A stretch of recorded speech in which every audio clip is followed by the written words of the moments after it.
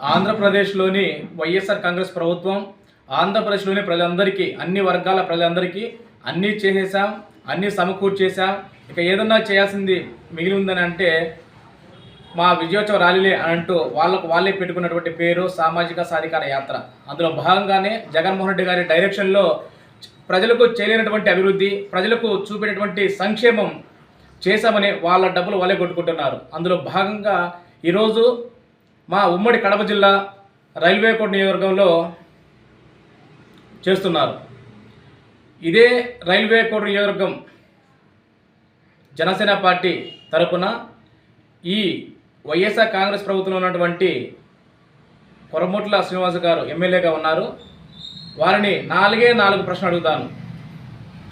Sir Srinivasulu గారు, మీరంటే మాకు చాలా ప్రత్యేకమైన అభిమానం ఉంది ఒక వ్యక్తిగా. ఎందుకంటే మీరు చిన్న స్థాయి నుంచి కష్టపడుతూ చాలా ఉన్నతమైన స్థాయికి వెళ్ళారు. సంతోషం సార్. రాజకీయంగానే మాట్లాడుకుందాం సార్, వ్యక్తిగత ద్వేషం ఇందులో ఏం మాత్రం లేదు. సో ఆ దృష్టితో మీరు ఆలోచించాలని చెప్పి ఒక 3 పాయింట్లు 4 పాయింట్లు సార్. ప్రపంచ ప్రసిద్ధి చెందినటువంటి పళ్ళతోటలకు ప్రసిద్ధి మన రైల్వే కోడ్ సార్, మీకు తెలియదు కాదు. దానికి ఆధారిత పరిశ్రమ అప్సా జ్యూస్ ఫ్యాక్టరీని తిరిగి ఓపెన్ చేస్తే ఎన్ని వేల మందికి ఉద్యోగ అవకాశాలు మనం కల్పించవచ్చో మీకు తెలియదు కాదా?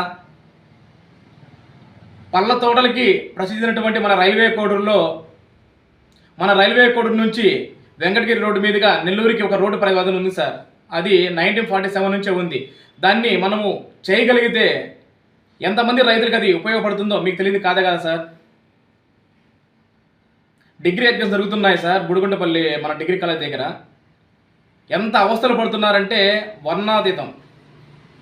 ఎప్పుడు రైల్వే అది బుడిగుంటపల్లి అండర్ బ్రిడ్జ్ అడిగినా కూడా అప్పటికప్పుడే వెళ్ళి మీ ఆధ్వర్యంలో టెంకాయలు కొడుతూనే ఉంటారు సార్. 4 సార్లు మీరు ఎమ్మెల్యేగా ఉన్నారు.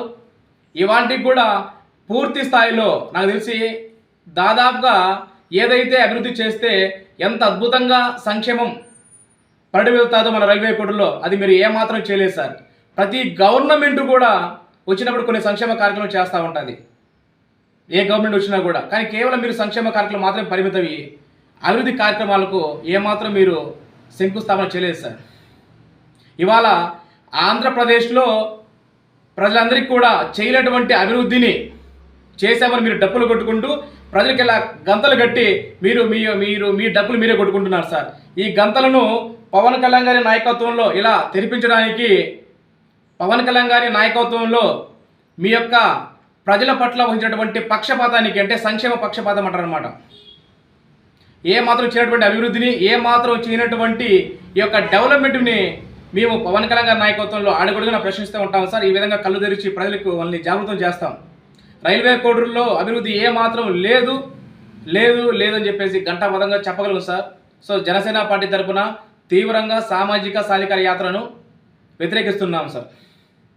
మీకు మాకు మనందరికీ కూడా రైల్వే కోడూరులో 100% డెవలప్మెంట్కి పునాదులన్నా వేసినప్పుడన్నా ఈ కార్యక్రమం చేసుకుంటే బాగుండేది. ఏమాత్రం పునాదులు వేయకుండా మీకు మీరే డబ్బులు కొట్టుకునేటువంటి కార్యక్రమం చేసుకుంటూ ఉండడానికి మేము తీవ్రంగా వ్యతిరేకిస్తూ ఈ సామాజిక సాధికార యాత్రను మీకు మీరే డబ్బు కొట్టుకుంటున్నారు సార్.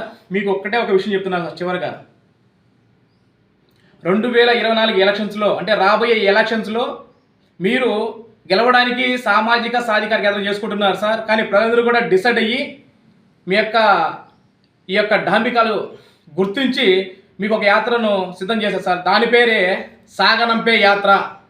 ఎస్ సార్, సాగనంపే యాత్రను 2024 ఎలక్షన్లో మీకు వాళ్ళు చేయడానికి సిద్ధంగా ఉన్నారు. మిమ్మల్ని సాగనంపే ప్రక్రియ కూడా చేస్తారని తెలియజేసుకుంటూ, రైల్వే కోడ్లో ఏమాత్రం అభివృద్ధికి నోచుకోకుండానే ఇలాంటి కార్యక్రమం రైల్వే కోడ్లో జరుగుతున్నందుకు ఒక రైల్వే కోడ్ వాసిగా, ఓటర్గా, జనసేన పార్టీ నాయకుడిగా చాలా బాధగా ఉంది.